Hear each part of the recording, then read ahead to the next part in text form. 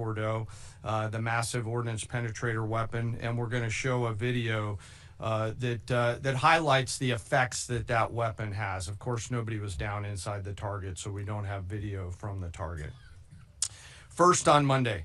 As the president has stated, on Monday morning, we began to receive indications and warnings that Iran intended to attack U.S. bases in the region. That morning, building on the work that CENTCOM Commander Eric Kurilla had done, and on the orders of the president, Al Udeid Air Base in Qatar and around the region, we assumed a minimum force posture. Most folks had moved off the base to extend the security perimeter out away from what we assessed might be a target zone, except for a very few Army soldiers at Al Udeid. At that point, only 2 Patriot batteries remained on base, roughly 44 American soldiers responsible for defending the entire base, to include CENTCOM's forward headquarters in the Middle East, an entire air base, and all the U.S. forces there. The oldest soldier was a 28-year-old captain. The youngest was a 21-year-old private who'd been in the military for less than 2 years. So let's put ourselves out there for a second. Imagine you're that young first lieutenant, you're 25 or 26 years old, and you've been assigned as the tactical director inside the command and control element. You, at that age, are the sole person responsible to defend this base. Listening next to you is your early warning operator whose job is to notify you of imminent attack. There's 5 people inside a vehicle and 5 people outside of a vehicle around these, a total of, as I said, 44. By the way, you've sat in the Middle East for years, deployed over and over again, extended multiple times, always being prepared, but unsure of when that particular day will come that you must execute your mission and not fail at doing it. In this case, these Patriot crews were deployed from Korea and Japan as part of our U.S. forces there to ensure that we had the most capable missiles in the CENTCOM area of responsibility. As the day continues, you start to hear more and more chatter in the information space about a pending attack. And as the sun starts to set in the west, you get orders from your higher headquarters to make sure that your missile batteries are pointed to the north. There are just a few other teammates. It's hot, you're getting nervous, and you expect an attack. Outside of those Patriot vehicles, your hot crew, which is 1 NCO and 4 additional soldiers, turns a key and relinquishes control of those missiles to that young lieutenant inside the vehicle, and you wait. You know that you're going to have approximately 2 minutes, 120 seconds to either succeed or fail. And then at approximately 12:30 p.m. on Monday, that's 7:30 p.m. in Qatar, as the sun sets in the west, Iran attacks. As the targets were detected, round after round of Patriot missiles are ejected from their canisters by an initial launch charge. Then the main solid rocket motor ignites. You can feel this in your body if you've ever been around a Patriot taking a shot. And round after round goes out and guides against those missiles coming inbound. We believe that this is the largest single Patriot engagement in U.S. military history. And we were joined in this engagement by the Qatari Patriot crews. I'm not going to tell you how many rounds were shot, but it was a bunch. Because of classified purposes. And we're aware that there's reports of something getting through. What we do know is there was a lot of metal flying around. Between attacking missiles being hit by Patriots, boosters from attacking missiles being hit by Patriots, the Patriots themselves flying around, and the debris from those Patriots hitting the ground, there was a lot of metal flying around. And yet our U.S. air defenders had only seconds to make complex decisions with strategic impact.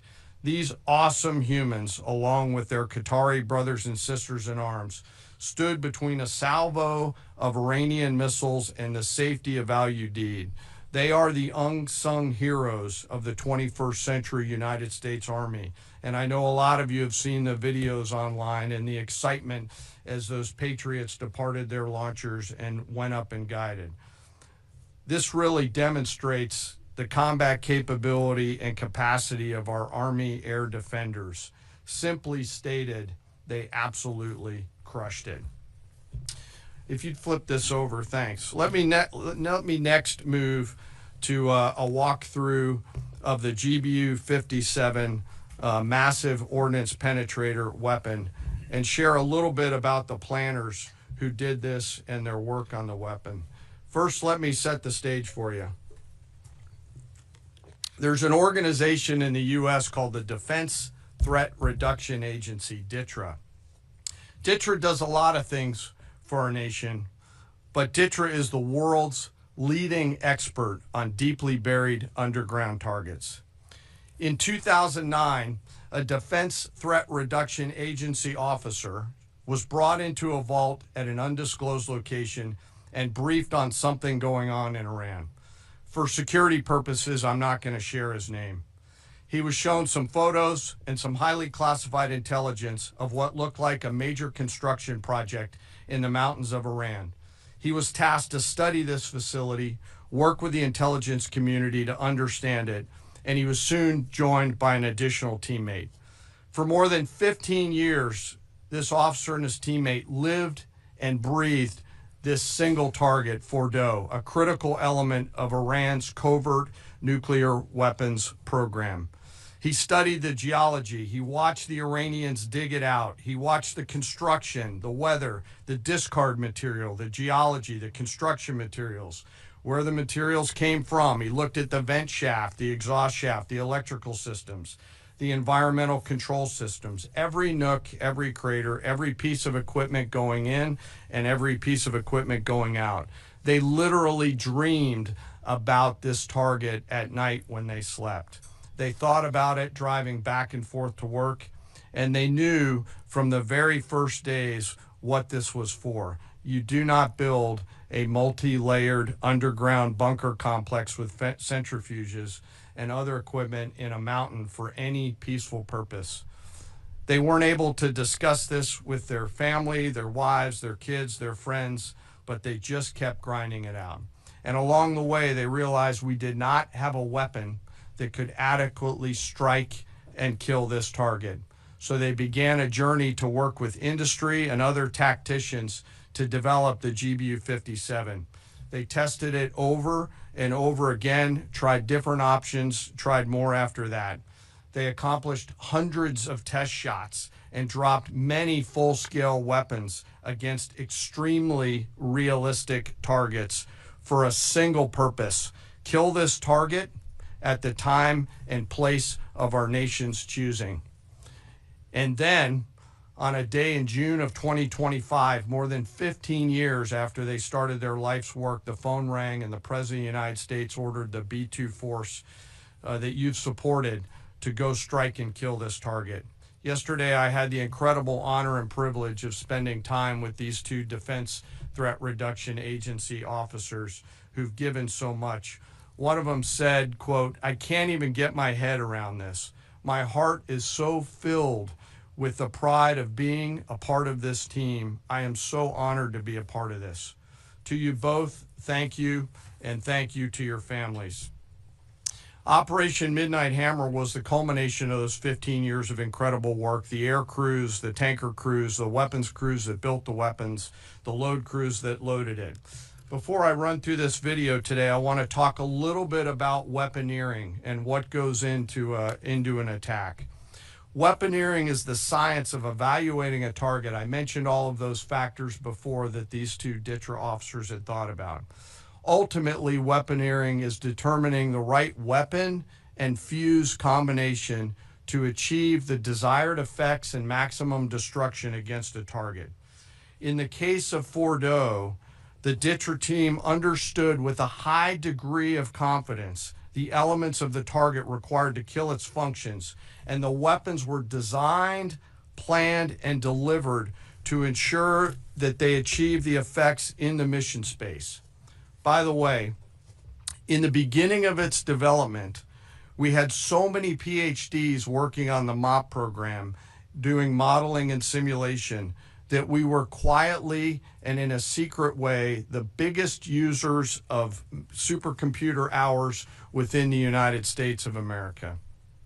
So let me talk about the graphic a little bit. And the GBU 57, which all of you I know is a 30,000 pound weapon dropped only by the B-2. It's comprised of steel, explosive, and a fuse, programmed bespokely, each weapon to achieve a particular effect inside the target. Each weapon had a unique desired impact angle, arrival, final heading, and a fuse setting. The fuse is effectively what tells the bomb when to function. A longer delay in a fuse, the deeper the weapon will penetrate and drive into the target.